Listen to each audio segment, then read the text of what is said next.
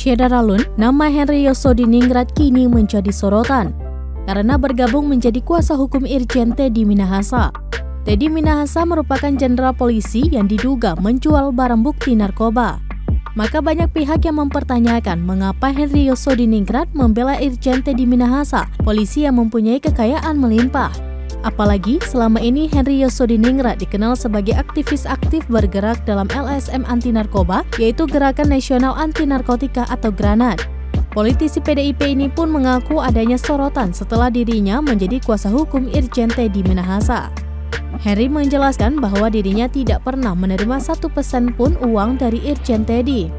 Dia bersumpah atas nama Tuhan belum membicarakan apapun terkait honornya sebagai kuasa hukum. Lebih lanjut, Henry memastikan nantinya tidak akan membela Irjen Teddy Minahasa secara berlebihan. Dia akan membela kliennya tersebut secara objektif. Sebaliknya, dia juga mengatakan pihaknya juga akan terus berjuang dalam memberantas narkoba. Meskipun begitu, dia mengakui bahwa keputusannya itu berdampak kepada LSM yang dinaunginya tersebut.